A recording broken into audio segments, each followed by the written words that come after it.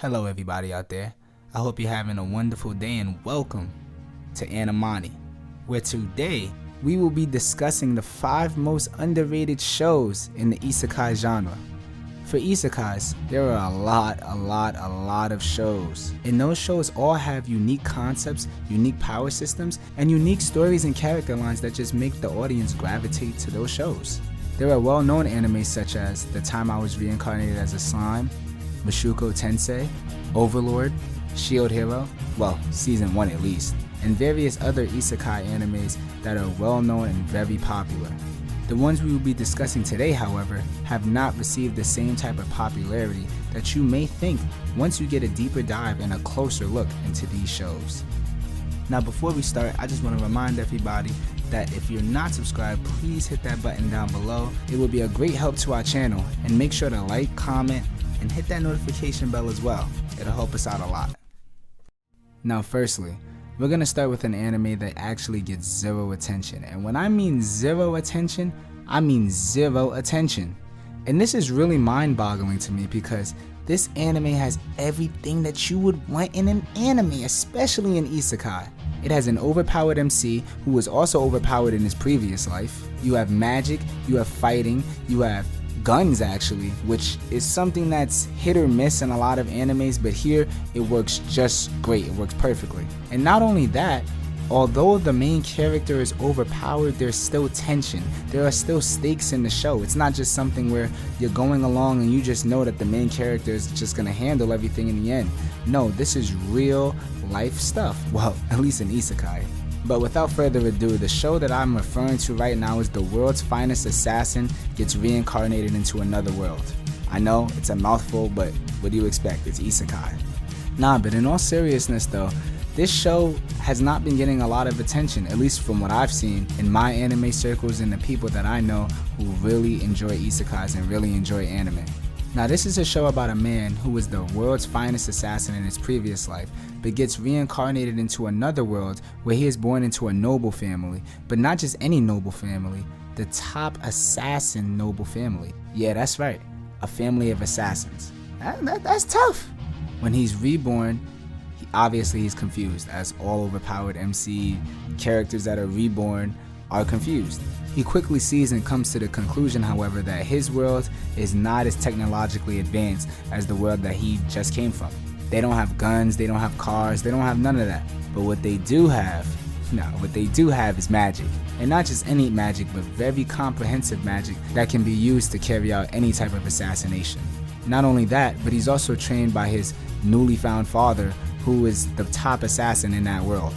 Now when he gets training, he's obviously very experienced, knows a lot of techniques for getting the job done when it comes to an assassination. But he also has a lot to learn. His dad teaches him the techniques of that world and also helps him to stretch and develop his body in different ways to contort and be able to carry out different assassinations. This helps him a lot in the future. All in all, this helps him in a myriad of different ways and allows him to become the world's greatest assassin. Secondly on this list, we have How a Realist Rebuilt a Kingdom. Now, this is one of those shows where I just truly cannot comprehend how nobody is talking about it, why nobody watched it, but it's fire, it's gas. And when I mean gas, I mean like there's monoxide in the air, like carbon monoxide, like it's gas, you know what I'm saying? I don't even know how to describe it, but it's really good. You guys need to go check that out immediately. Now, the main protagonist of this show is somebody who was isekai'd into this world against his will. He was living his own life in the other world, and although he didn't have many friends or family, he enjoyed his life in that world. Despite this, he had to stay in the world he was summoned into and become a hero, which was something he was not ready to do. What he was ready to do, however, was save the kingdom, and how he did this was through economic structure and political reform.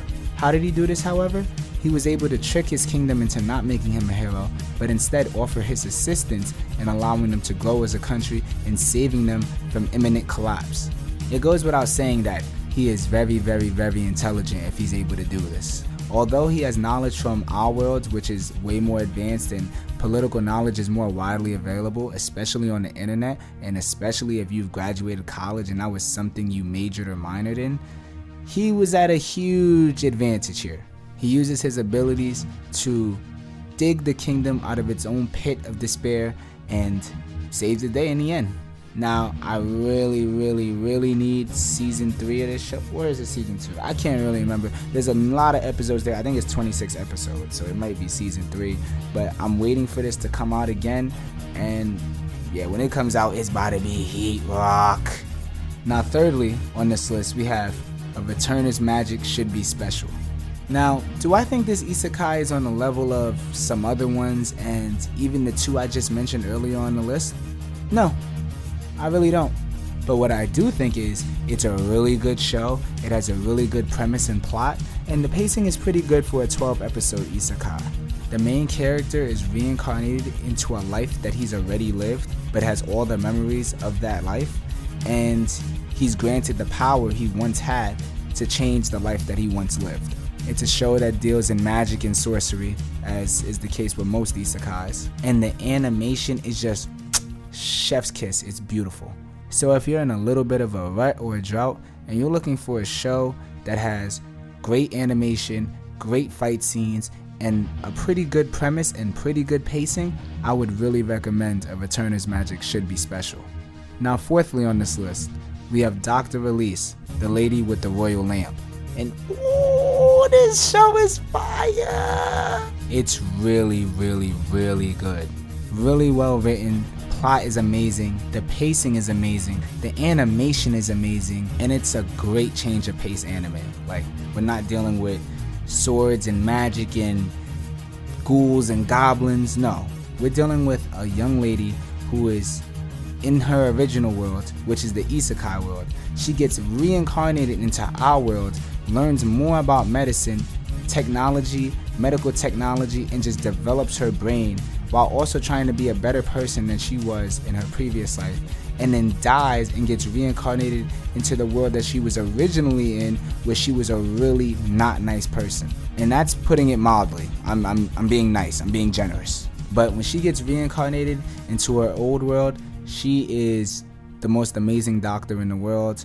She goes through a lot of trials and tribulations trying to fight against her own fate and her own humanity, while also trying to maintain relationships with her close friends and family and people that she once loved in her previous life. So if you're looking for a different anime with a nice change of pace, an anime where the main character is the most amazing doctor, has incredible recall and can recall almost any disease and any surgery, and also has to deal with romance and everyday things in life, then Dr. Release, the royal lady with the lamp, that's the isekai for you. Now, lastly on this list, we have The Ascendance of a Bookworm. Now, this is a really good show. Not even a really good show, it's a great show. I mean, the animation is amazing, the plot is amazing, just like all of these other shows. It's an amazing show. But what sets it apart is the fact that my girlfriend loves it. Nah, I'm just playing. Nah, but on a serious note though, the main character, Mine, she is one of the most developed, well-written main characters that I have ever seen in an isekai. And that includes Rudius, that includes Rimuru, that includes any of the other main characters that we have on this list. She may be the most well-developed, well-written character that I have seen in an isekai. She reincarnates into modern-day Japan in a world where there's no infrastructure, there's no TV, it's the typical isekai world. There's barely even magic though. The only people with the ability to use magic are the nobles. Everybody else, if you're not a noble, if you're a commoner, you have to suffer. And it's not a direct type of suffering, it's just you live in a small confined space, you don't really have money unless you're a merchant. It's a tough life in a lot of ways. But when Mine reincarnates, she uses the most of her own knowledge from her previous life, as well as her ability to cultivate relationships with different friends and use the relationships within her family to be able to create a new life for herself and create a better life for those around her. Eventually though, she's able to use magic, and that's when the story takes off. I mean, it takes off. She's not cheese or whatever, but we see a change in the shift in the tenor of the show, which helps to create a whole new vibe that we had not seen previously before. All in all, Ascendance of a Bookworm is definitely one of my favorite isekais, and it's a show that you all should tune into. It's got 3 seasons, we really need a 4th, but it's really good. Now those are some of the 5 most underrated isekais that you will see in the genre. They're all very well written, they're very well animated, the pacing on those are decent to great, and those are just amazing overall good shows. Not just for isekai, but for any genre, to be quite honest with you.